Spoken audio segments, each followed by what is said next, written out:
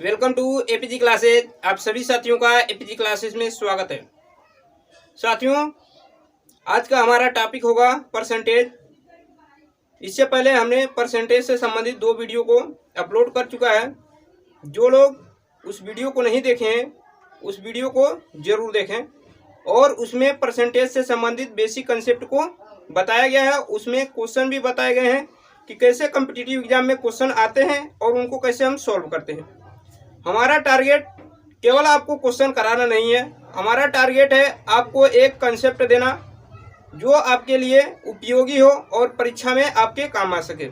केवल क्वेश्चन कराना हमारा उद्देश्य नहीं है। तो इसी नए उद्देश्य के साथ हम अपने टॉपिक की शुरुआत करेंगे। और मैं आपको बता दूं कि जो भी कॉम्पिटिटिव एग्जाम होते हैं उन सब में परसेंटेज जो होता है अपनी एक महत्वपूर्ण भूमिका अदा करता है। तो परसेंटेज ऐसा टॉपिक है जिसको हर विद्यार्थी के लिए या कोई भी एग्ज़ाम की तैयारी करने वाले स्टूडेंट के लिए बहुत ही महत्वपूर्ण होता है। तो उसी सेशन को हम आगे बढ़ाएंगे। और यकीन मानिए कि अगर आपको परसेंटेज बिल्कुल नहीं आता था तो इन सेशन को देखने के बाद आपको परसेंटेज के बेसिक कंसेप्ट भी क्लियर हो जाएंगे और आप परसेंटेज के सवालों को आसानी से सॉल्व भी करने लगेंगे। तो चलते हैं, शुरुआत करते हैं अपने क्वेश्चन का और देखेंगे पहला क्वेश्चन क्या है। पहला क्वेश्चन है कि एक चुनाव में 2 उम्मीदवार थे। हारने वाले उम्मीदवार ने 41% मत प्राप्त किए तथा 5580 मतों से पराजित हो गया। कुल मतों की संख्या कितनी थी? ऑप्शन ए है 31,000, ऑप्शन बी है 30,000, ऑप्शन सी है 10,000 और ऑप्शन डी है 50,000। तो हमें बताना है कि कुल मतों की संख्या कितनी थी। तो देखिए इसको कैसे सॉल्व करेंगे, एकदम बेसिक कंसेप्ट के साथ आप इसको समझिए। जैसे मान लीजिए कि हम मानेंगे कि 100% मत पड़ा, यानी जो भी वोट पड़ेगा हम उसको मान लेंगे कि 100% यानी 100% मत पड़ा। उसमें क्या हो रहा है कि हारने वाले उम्मीदवार ने 41% मत प्राप्त किया। तो यहाँ पर हारने वाला जो प्राप्त करेगा 41%, ये क्या है? हारने वाला है, ठीक है ना, हारने वाला। और अगर हारने वाला 41% प्राप्त कर रहा है तो जो बचेगा वो जीतने वाला प्राप्त करेगा, ठीक है ना। हारने वाले को हम डी लिख दे रहे हैं, ठीक है ना, डिफेंडर यानी हारने वाला, और जो जीत रहा है उसको डब्ल्यू लिख रहे हैं यानी विनर। तो उसके लिए हम क्या करेंगे, देखिए हारने वाला 41% पाया है तो जीतने वाला कितना पाएगा? जाहिर सी बात है कि 59% पाएगा, ठीक है ना, क्योंकि टोटल मत कितने पड़े थे? 100%। तो हारने वाला 41% पाया तो जीतने वाला कितना पाएगा? 59% पाएगा। आप अगर नहीं समझ पा रहे हैं कि 59% कैसे आया, तो 100% में से 41% घटाइए, 10 में से 1 जाएगा 9, 9 में से 4 जाएगा 5, यानी 59% जो जीता उसने मत पाया। लेकिन आगे कहा गया है कि हारने वाला जो 41% पाता है वो 5580 यानी 5580 मतों से पराजित हो जाता है, यानी हार जाता है। तो यहाँ पर हम देख रहे हैं कि जीतने वाला 59% पा रहा है, हारने वाला 41% पा रहा है, यानी हारने वाला कितने परसेंट से हारा? तो यहाँ से देख रहे हैं कि 9 में से 1 घटाएंगे 8 और 5 में से 4 घटाएंगे 1, यानी हारने वाला जो हारा वो 18% मत से हारा। लेकिन वो टोटल हारा कितना? 5580 वोटों से हारा, यानी 18% जो रिप्रेजेंट करेगा वो किसको रिप्रेजेंट करेगा? 5580 को, ठीक है ना। 18% वोट से हारा, ठीक है। तो 18% वोट से हारने का मतलब है कि 5580 वोटों से हारा। तो हमसे पूछा गया है कि कुल मतों की संख्या कितनी थी, यानी कुल कितने लोग मत डाले थे। तो हमने माना है कि पहले ही कि 100% लोगों ने मत डाला था, यानी हमसे 100% का मान पूछा गया है। 100% का मान निकालने के लिए क्या करेंगे? 5580, अब देखिए 18 से भाग करेंगे और 100 का गुणा करेंगे। अब आप पूछेंगे कि क्यों 18 से भाग करेंगे? क्योंकि यहाँ पर देखिए 18% का मान दिया है 5580, तो 100% का मान कितना होगा? तो जब 18 से इसमें आप भाग देंगे तो यहाँ से आपको 1% का निकल जाएगा, और जब 1% का निकलेगा, 1% का यहाँ निकालेंगे तो 18 से इसमें भाग देंगे, तो 100% का निकालेंगे तो 100 का इधर गुणा करेंगे तो 100 का इधर गुणा कर देंगे। इसीलिए 100% का मान क्या होगा 5580/18 गुणे 100। अब आप इसको काटिए, देखिए 18 कम 18 और देखिए 18 तिहाई 54, एक बचा 18 हुआ, 18 कम 18 और एक जीरो यहाँ बढ़ा देंगे। जब गुणा करेंगे 310 से जब हम 100 में गुणा करेंगे तो आपको मिलेगा 31,000। 2 1 3 1 2 3 0, यानी 31,000 मत जो थे वो टोटल पड़े थे। तो 31,000 जो है वो ऑप्शन ए है, जो ऑप्शन ए सही हो जाएगा। ठीक है ना। तो एक बार इसको रिपीट कर दे रहे हैं। मान लेते हैं कि हम 100% वोट पड़े थे। हारने वाला यानी डिफेंडर हारने वाला कितना पाया था 41%, जीतने वाला कितना पाया था 59%। हारने वाला कितने परसेंट से हारा 18% से, और 18% रिप्रेजेंट करेगा कितना 5,580 को। क्यों? क्योंकि इसमें बताया गया कि 5,580 मतों से हारा। तो यहाँ से 18% का मान 5,580, तो 100% का मान 31,000 हो जाएगा, जो कुल मतों की संख्या होगी। तो ये आपके पूरे कंसेप्चुअल थे। इसको आशा है कि आप अच्छी तरीके से समझ गए होंगे। अब बढ़ते हैं अगले क्वेश्चन की तरफ और अगला क्वेश्चन देखेंगे। अगला क्वेश्चन क्या है,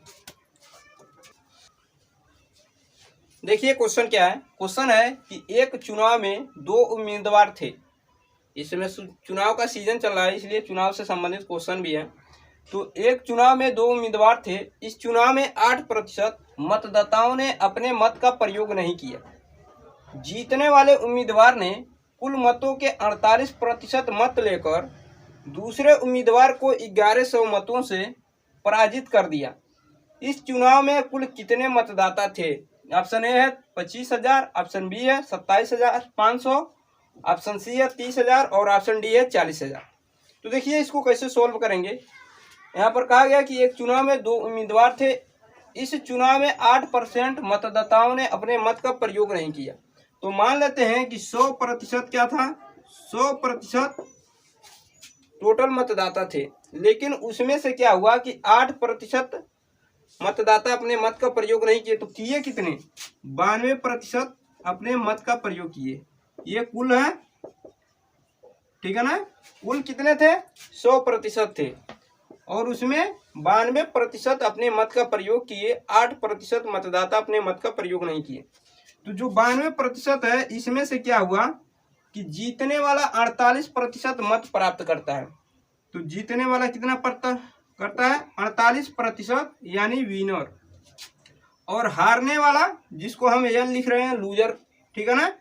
तो लूजर यानी हारने वाला कितना पाएगा? अब देखिए 12 में से 8 जाएगा 4 और 8 में से 4 जाएगा 4, यानी 44% जो मत प्राप्त करता है वो हारने वाला प्राप्त करता है। ठीक है ना। जीतने वाला 48% प्राप्त करता है, हारने वाला 44% प्राप्त करता है।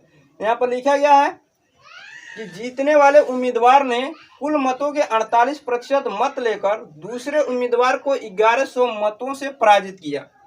तो यानी जीतने वाला यहाँ पर देखा जाए परसेंटेज में तो कितने प्रतिशत अधिक पाया है, तो हम देखेंगे कि 4% अधिक पाया है। यानी जीतने वाला 48 पाया, हारने वाला 44% पाया है। तो जीतने वाला हारने वाले से 4% अधिक मत पाया है।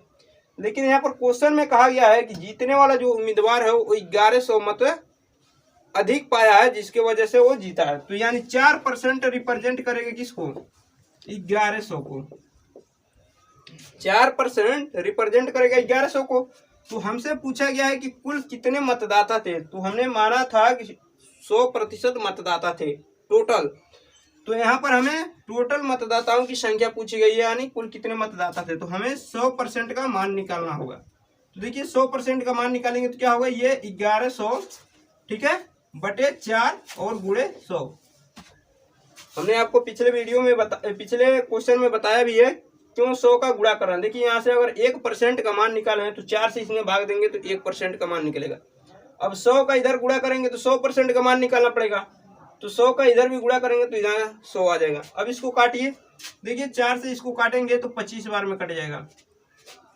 आप गुणा कीजिए, 25 से कम 25 और 25 से कम 25 और 2 27, ये डबल जीरो यहाँ बढ़ा देंगे, यानी 27,500 टोटल मतदाता थे। जो ऑप्शन आपका बी सही हो जाएगा। ठीक है ना। यानी टोटल मतदाताओं की जो संख्या थी 27,500 थी, जो ऑप्शन बी सही हो जाएगा। एक बार फिर रिपीट कर दे रहे हैं। कह रहा है कि एक मत हमने मान लिया कि कुल मतदाता 100% थे, उसमें 8% मतदाताओं ने अपने मत का प्रयोग नहीं किया। कितने? 92% ने अपने मतों का प्रयोग किया। 92% में जीतने वाला 48% पाता है, तो हारने वाला कितना पाएगा? 44% पाएगा। ठीक, अब 48% जीतने वाला पा रहा है और हारने वाला 44%, तो जीतने वाला कितने प्रतिशत अधिक पा रहा है? तो 4% अधिक पा रहा है। यानी 4% अधिक जो मत पा रहा है वो 1100 मतों के बराबर है, क्योंकि 1100 मतों से हराया है। तो 4% रिप्रेजेंट करेगा 1100 को।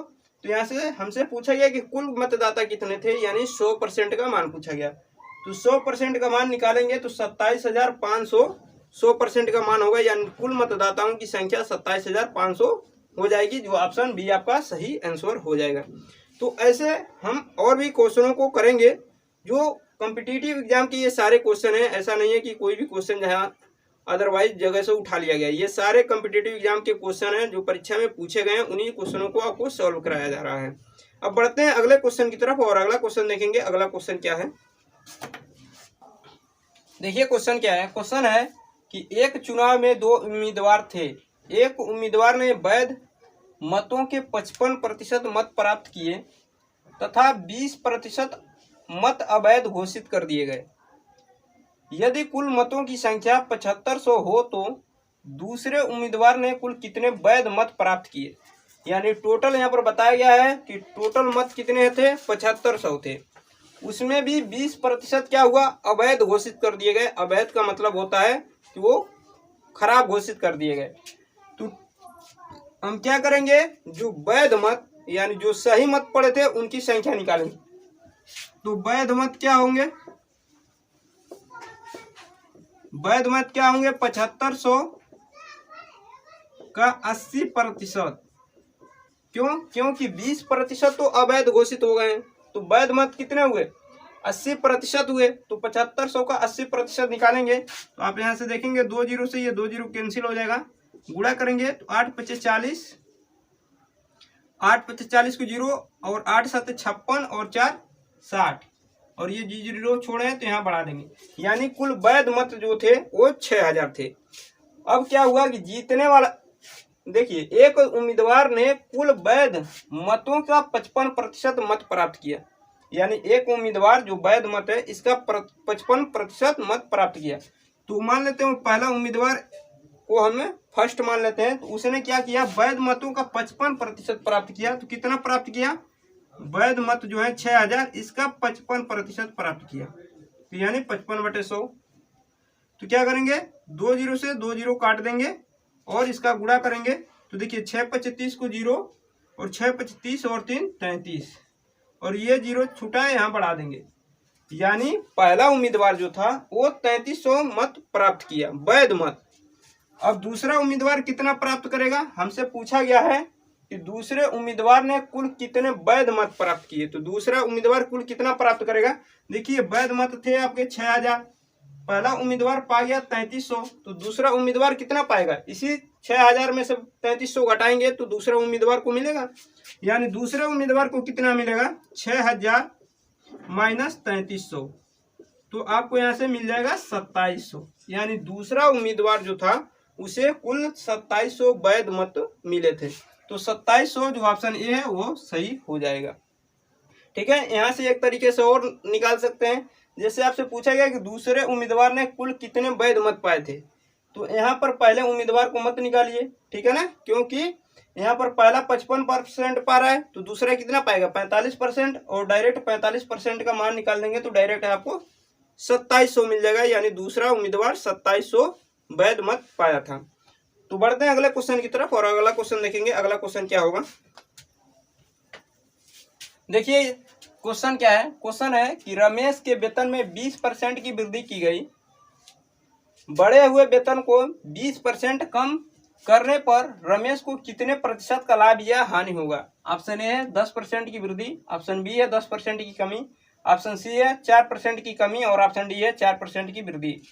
तो देखिए इस सवाल को कैसे सॉल्व करेंगे। देखिए जब भी कहे किसी भी वेतन में घटाने या बढ़ाने का और सेम घटाए या बढ़ाए तो हमेशा उस पर आप सक्सेसिव भी लगा सकते हैं, और भी तरीके हम आपको बताएंगे, उस तरीके से भी इन क्वेश्चनों को सॉल्व कर सकते हैं। तो सबसे पहले हम सक्सेसिव के माध्यम से ही इसको सॉल्व करेंगे। देखिए, जब भी समान परसेंटेज घटाए और समान परसेंट बढ़ाए तो उस पर भी सक्सेसिव लग सकता है, और अगर कम बेसी घटाए या बढ़ाए उस पर भी आप सक्सेसिव लगा सकते हैं। तो यहाँ पर बात की गई है कि 20% बढ़ा रहा है और 20% घटा रहा है। तो देखिए, सक्सेसिव का जो फार्मूला होता है x plus y plus x y अपन 100। जब बढ़ेगा तो प्लस में लिखेंगे और जब घटेगा तो माइनस में लिखेंगे। जैसे पहले बढ़ा रहा है तो हम x का मान लेते हैं 20% बढ़ा रहा है, फिर क्या किया, घटा रहा है, तो कितना घटा रहा है, 20% घटा रहा है, प्लस अब देखिए बढ़ाने वाले को 20 और घटाने वाले को -20, तो माइनस और प्लस का गुणा हुआ तो यहाँ पर माइनस आ जाएगा, तो इसलिए यहाँ से माइनस हटा देंगे और नीचे क्या हो जाएगा 100। अब 100 से भाग देंगे, देखिए 20 से 20 घटेगा तो ये 0 हो जाएगा, और माइनस देखिए 1 0 से 1 0 और इस 0 से 0, 2 से 2 में गुणा होगा तो 4, यानी आपका आंसर जो आएगा -4% की जो होगी वो कमी हो जाएगी। जो ऑप्शन सी आपका सही हो जाएगा, यानी 4% की क्या होगी, कमी हो जाएगी। पहले 20% बढ़ाएंगे और फिर 20% घटाएंगे तो उसे 4% की कमी होगी, जो ऑप्शन सी सही हो जाएगा। एक तरीका और है कि आप क्या कर सकते हैं, मान लीजिए पहले उसका वेतन था 100%, अब आप 20% की वृद्धि करेंगे तो 120% हो जाएगा। अब 120 में क्या कर रहे हैं, 20% की कमी कर रहे हैं, यानी 80% उसका वेतन बच जाएगा। तो आप 120 का अगर 80% निकालें तो 80/100, 2 0 से 2 0 कट जाएगा और 12/96, यानी पहले आप बढ़ाए तो 120 हुआ, अब क्या किए कि इस पर 20% की कमी कर रहे हैं, यानी 96 हो गया। तो आप देखिए कि पुराने वाले से क्या हो रहा है, 4 की कमी हो जा रही है, यानी हम कह सकते हैं कि 4% का उसे क्या हुआ, लॉस हुआ, यानी हानि हुआ, जिसे हम लिखे 4% की कमी। तो इस तरह भी आप सोल्व कर सकते हैं। यहाँ से आप देखें कि 4% की क्या आ रही है, कमी आ रही है पहले वाले से। तो दोनों तरीके आपके लिए अवेलेबल हैं, जो चाहें आप अपनी इच्छा अनुसार लगा सकते हैं। तो बढ़ते हैं अगले क्वेश्चन की तरफ, और अगला क्वेश्चन देखेंगे। अगला क्वेश्चन क्या है, देखिए क्वेश्चन क्या है। क्वेश्चन है कि एक वस्तु की कीमत में 10% की कमी कर दी गई तथा इसकी खपत में 10% की वृद्धि कर दी गई, इससे राजस्व प्राप्ति पर क्या प्रभाव पड़ा। ऑप्शन ए है 1% की कमी, ऑप्शन बी है 1% की वृद्धि, ऑप्शन सी है 10% की कमी, और ऑप्शन डी है 10% की वृद्धि। तो देखिए इसको कैसे सॉल्व करेंगे। आप इसको सक्सेसिव से भी लगा सकते हैं।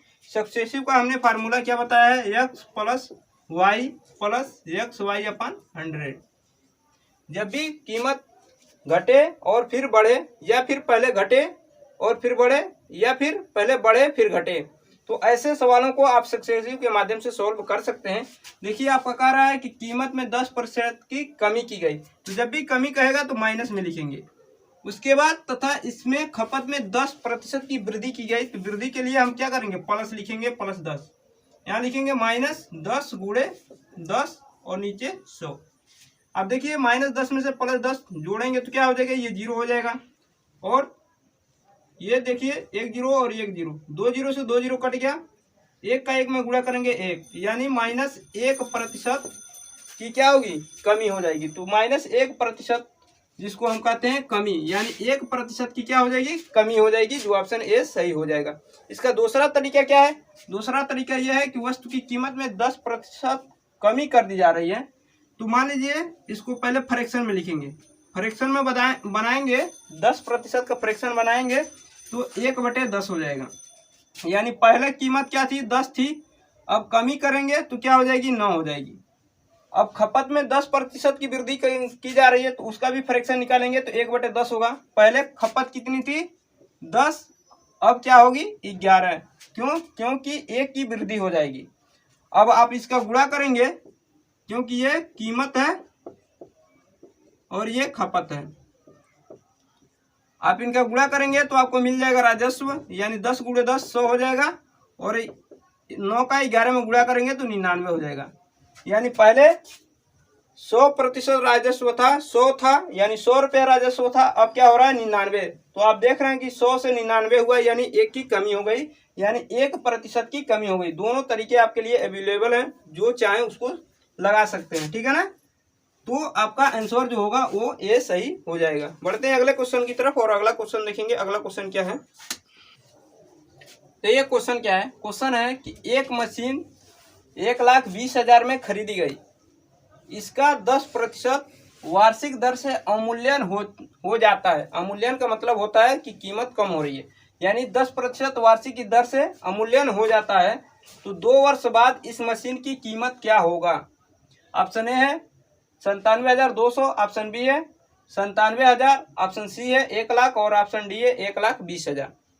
तो देखिए इसको कैसे सॉल्व करेंगे। अभी तक आपको बहुत सारे तरीके बताए गए हैं, एक और तरीका आपको बता रहे हैं। देखिए इसको कैसे सॉल्व करेंगे। कह रहा है कि 10% वार्षिक दर से अवमूल्यन हो रहा है।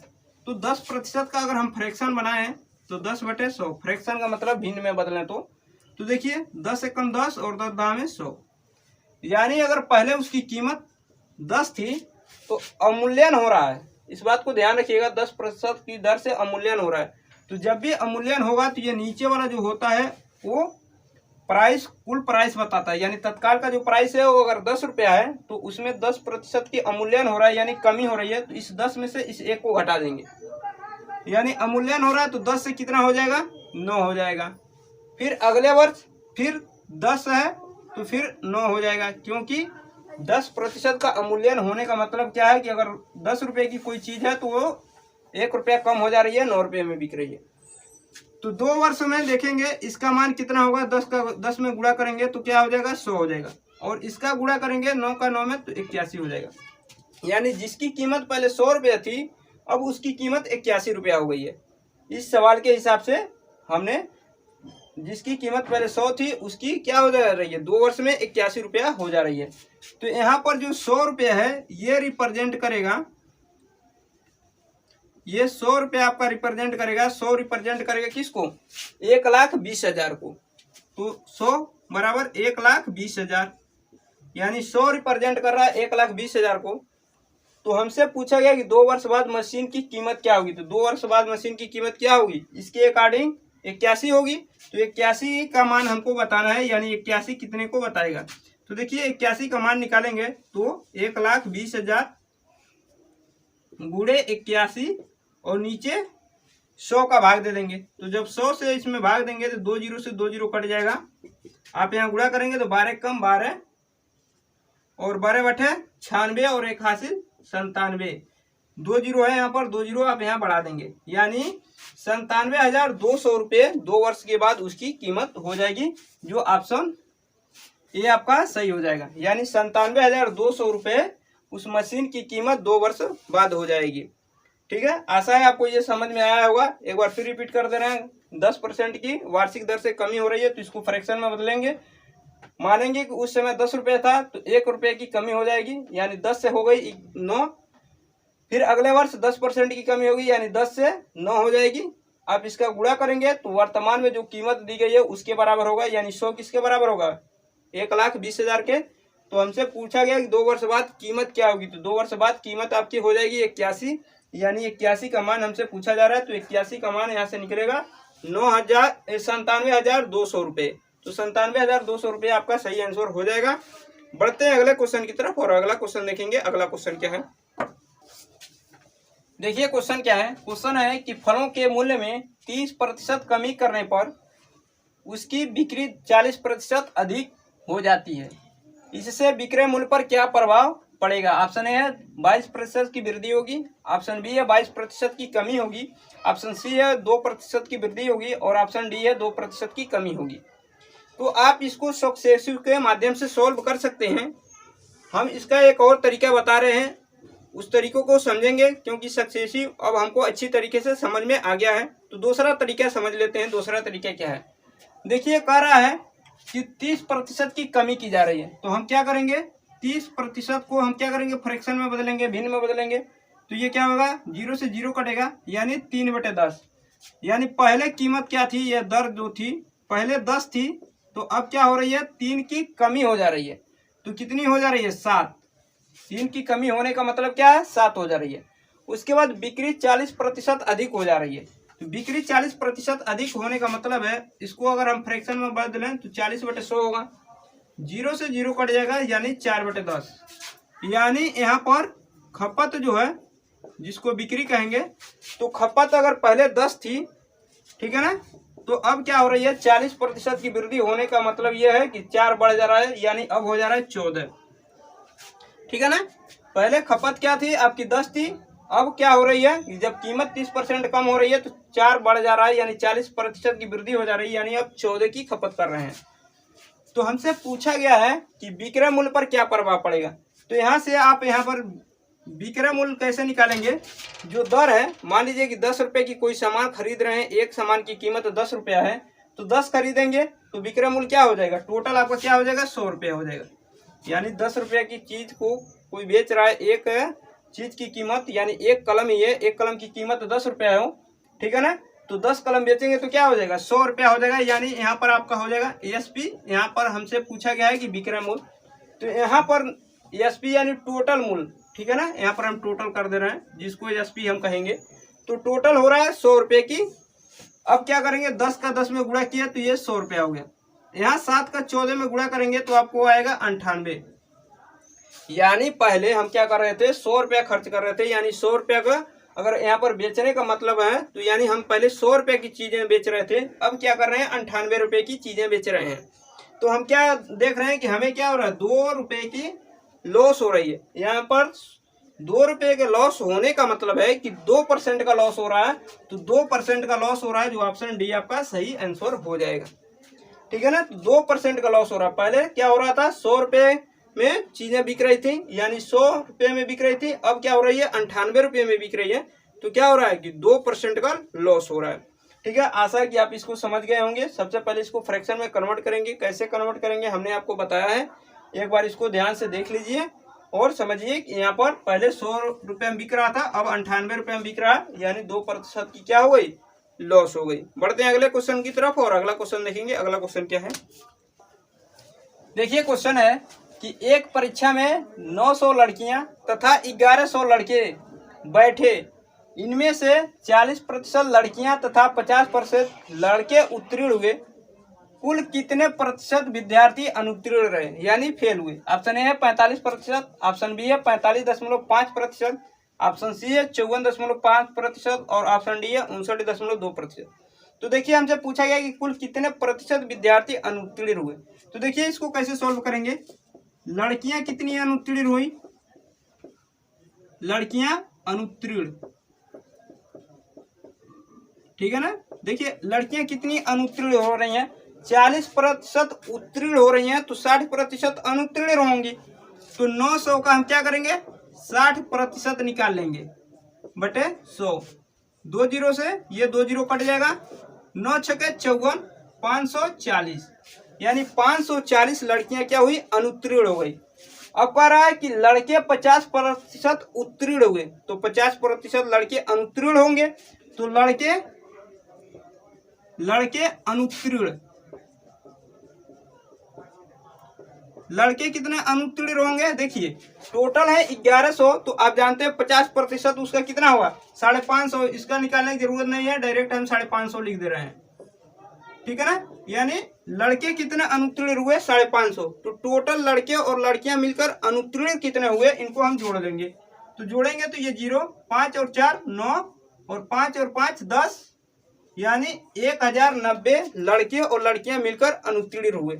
लेकिन हमसे पूछा गया कि कितने प्रतिशत अनुत्तीर्ण हुए, तो अनुत्तीर्ण प्रतिशत क्या होगा, अनुत्तीर्ण प्रतिशत बराबर क्या होगा अनुत्तीर्ण गुणे 100 बटे टोटल। टोटल का मतलब क्या है लड़के और लड़कियां मिलकर, क्योंकि पूछा गया कि कुल कितने विद्यार्थी अनुत्तीर्ण हुए, विद्यार्थी में लड़के और लड़कियां दोनों शामिल हो जाएंगे, तो दोनों को जोड़ लेंगे, 11 और 9 क्या हो जाएगा 2000। जब 2000 से इसमें भाग देंगे तो देखिए 3 जीरो से ये 3 जीरो कट जाएगा, 2 से इसमें भाग देंगे तो 2 पचे 10, 2 से 9 में भाग देंगे तो 2 चौको 8, 1 बचेगा, दशमलव लगाएंगे, 2 पचे 10, यानी 54.5% जो होगा वो लड़के और लड़कियां मिलकर अर्थात विद्यार्थी फेल होंगे। तो 54.5% आपका सही आंसर हो जाएगा। हमसे पूछा गया कि कितने प्रतिशत विद्यार्थी अनुत्तीर्ण हुए, तो 54.5% विद्यार्थी अनुत्तीर्ण हुए।